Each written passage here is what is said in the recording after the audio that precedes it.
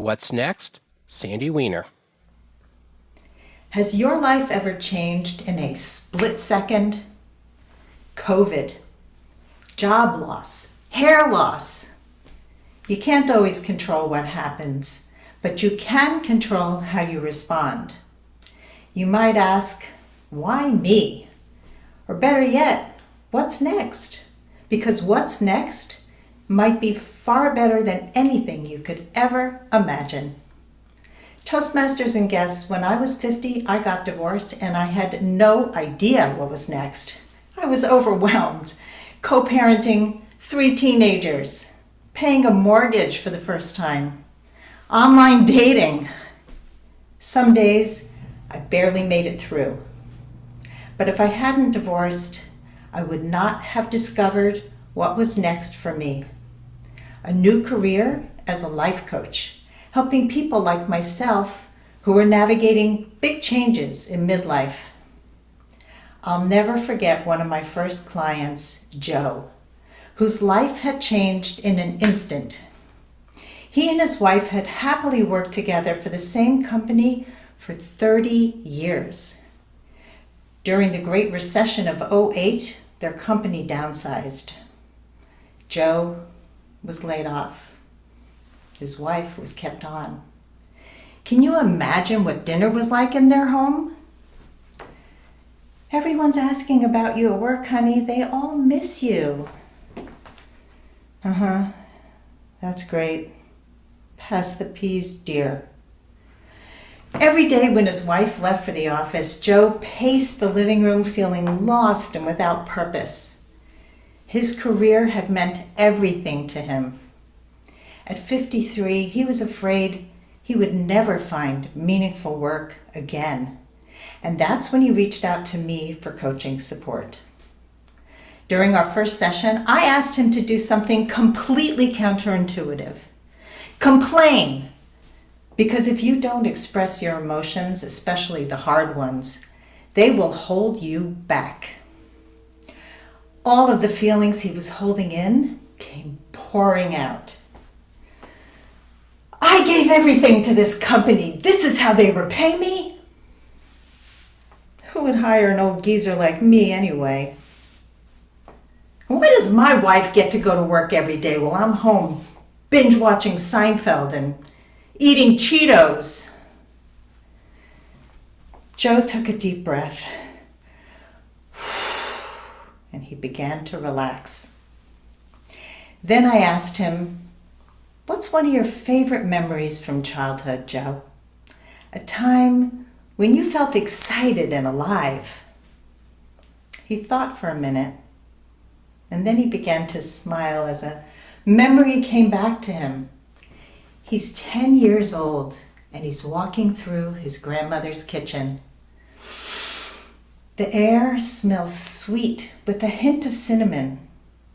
There's a dusting of flour on the countertops, and a little on the tip of his nose. He sees his grandmother taking a tray out of the oven, waving with a big smile. Here you go, Joey, she says as she puts a plate of the most delectable cinnamon buns in front of him. His mouth waters as he anticipates the first bite.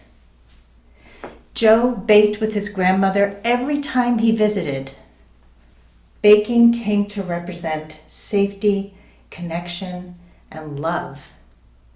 He once had a dream of opening his own bakery, but that dream faded to the background as the responsibilities of family and career took center stage. But now he had nothing but time. I'm gonna open that bakery! But how?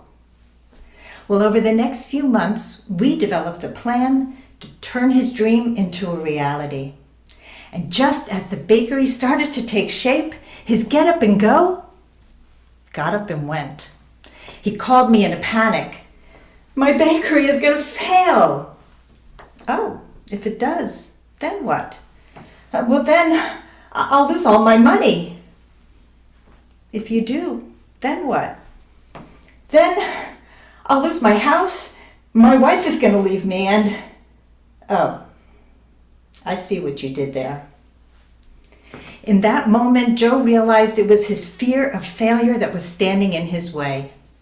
We worked through his concerns, and soon he was able to kick that fear to the curb. With renewed determination, he got back to work. He collected and tested his favorite recipes from when he had baked with his grandmother. And finally, he found the perfect location in an up-and-coming neighborhood. A year later, on a sunny morning in April, surrounded by family and friends, he held the grand opening for his bakery. If he hadn't been laid off, it would have been a forgotten dream. Toastmasters, if you are going through a hard time and you don't know what's next for you, be like Joe. Step 1, complain, vent, get it all out. That will help you move forward. Step 2, reignite your spark. Think back to what made you happy as a child, because those memories can help you rediscover your true path. And step 3, find what's next for you. It might take time, but it will be there if you keep on going step by step. For me, it was finding my calling as a life coach after divorce. For Joe, his dream of opening a bakery. Every obstacle is an opportunity to find what's next. Oh, by the way, Joe's last name was Silver, and that's why he called his new venture the Silver Lining Bakery.